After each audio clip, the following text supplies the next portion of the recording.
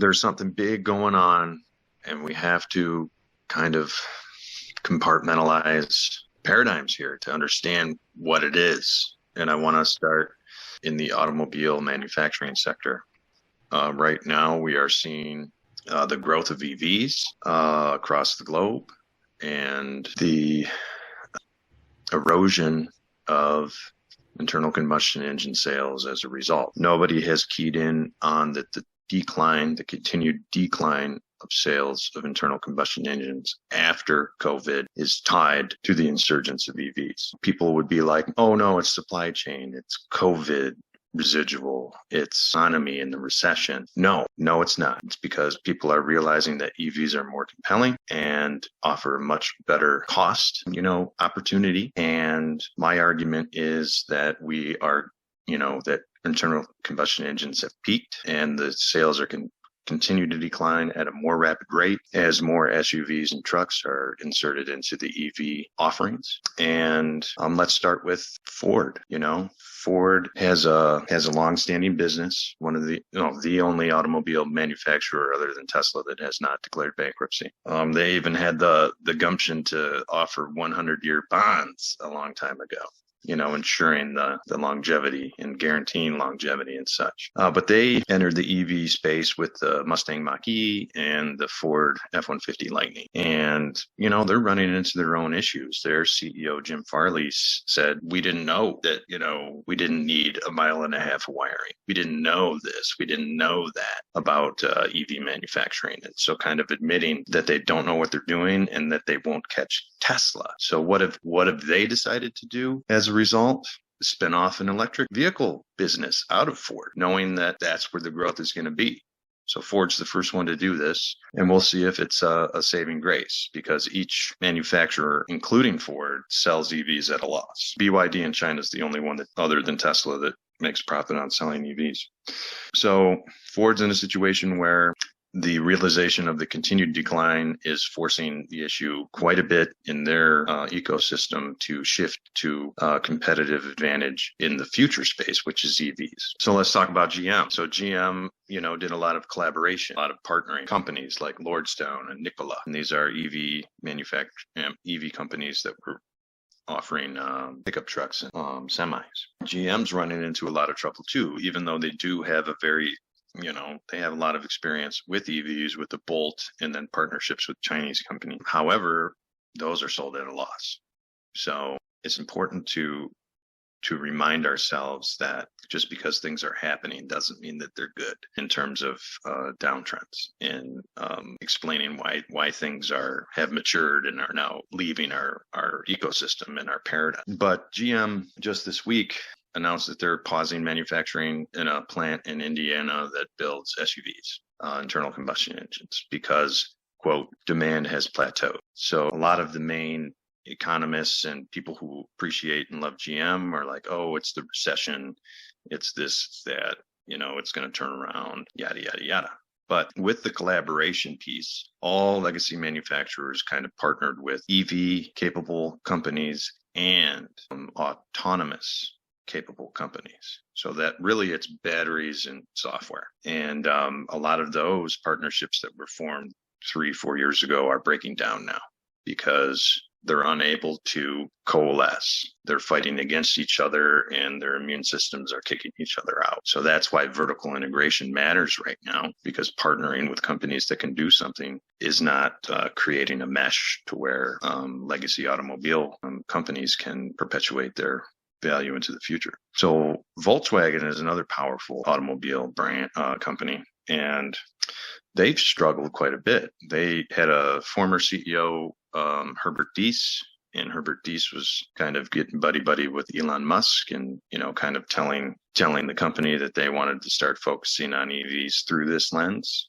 through the Tesla Elon Musk lens, and that immune system kicked Mr. Herbert Diess right out of the picture. And a new guy took over, and I don't know what his name is, but kind of complaining about EVs. And so the EVs that are currently coming out of the Volkswagen group are not compelling, and they're internal combustion engines with batteries. So that's like saying I'm going to wings on a Caterpillar, and you can't do that.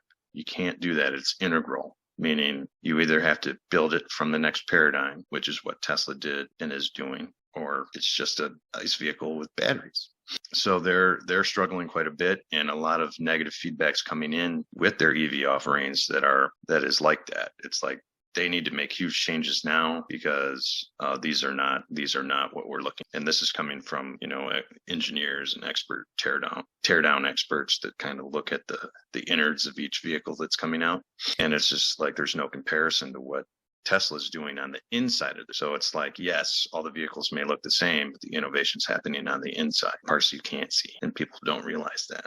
And it's reducing the cost, increasing efficiency, and making a more compelling offer because of the performance mechanisms that can be adjusted through software updates alone. It's like, wow, So Volkswagen's in a bunch of trouble, but Toyota's the big behemoth. And we're talking like decades of supremacy, not only in terms of volume, but in terms of quality, less maintenance, and the cars go further. And they can't, they made the hybrids popular, very popular. But they didn't take it to the next level. They never put out a compelling EV.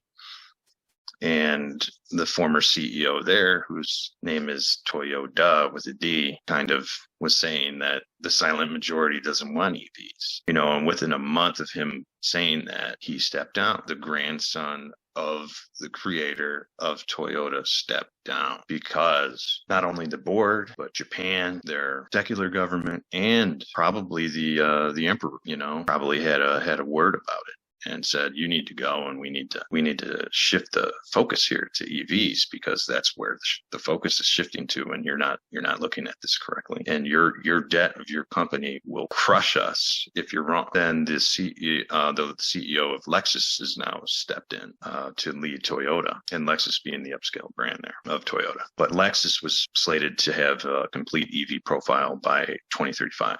But now that timeline has accelerated, and Toyota said that they'll be producing their first EVs in 2026. So it's like, in my opinion, it's far too late. And I think they're gonna face the facts that these things happen quickly, and unless you can adapt, which falls outside of the procurement design schedule for cars that have lasted for a century. It's like a 5-6 year timeline. It's like, no, that doesn't work anymore. These are minute by minute changes that Tesla is able to do. Your just-in-time manufacturing looks like a joke now. So what are you going to do about it? And, which brings me to Tesla and what they're able to do currently to kind of not only force the issue that, hey, I can offer a more compelling car for less, and it's safer, and then all of these other auxiliary things like, it'll drive itself, it can make you money, all that kind of stuff. But sticking just to the cars, the highest cost of those cars is the battery. Battery cap costs are coming down. Batteries are subject to zero marginal cost economics, and the price of vehicles will come down as the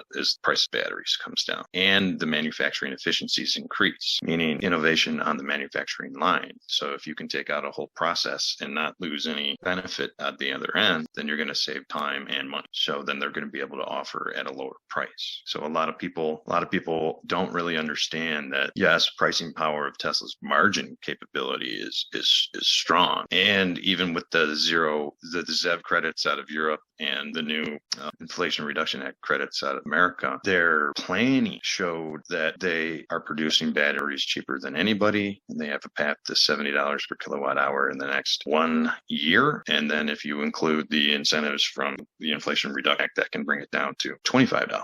So, but their goal was to get down to $25 without any of that. So it's like, it's not dependent on this. Their plans were to get there without it. This will only accelerate that. So regardless of, where the money's coming from and how much money is coming from certain places that people might not like or whatnot, because it's a publicly traded company. So money comes in through specific channels in specific ways. And governments are setting up a transition to go to zero fossil fuel economy. And that's just what's happening now, and people have to deal with that. But the ability to innovate on the manufacturing line, set up multiple manufacturing lines, and then innovate the product itself is becoming evidently clear each time a new Model Y or Model 3 is torn down, there's differences noticeable size. So they're actively working on cost cutting at all times and then advancing their other capabilities. So will there be a company that will sell more than Tesla? I bet. Oh yeah, I bet that will happen. That's not the point, because the point was to get the ball rolling. Yeah. So everybody that's producing EVs is in competition with internal combustion engine vehicles until they're gone. And then they're in competition with each other. So the finance media is not looking at it the right way. We're all talking about market share of EVs per the different EV companies that are producing. No, that's old school paradigm. So the way to look at it is, how much does a 1% increase in global adoption of EVs decrease sales of internal combustion engine vehicles? That's the way to look at it. And we're getting those metrics right now, and that acceleration of erosion for internal combustion engine vehicles is astounding. It's happening way faster than people thought it would. So that's kind of where I'm at with that.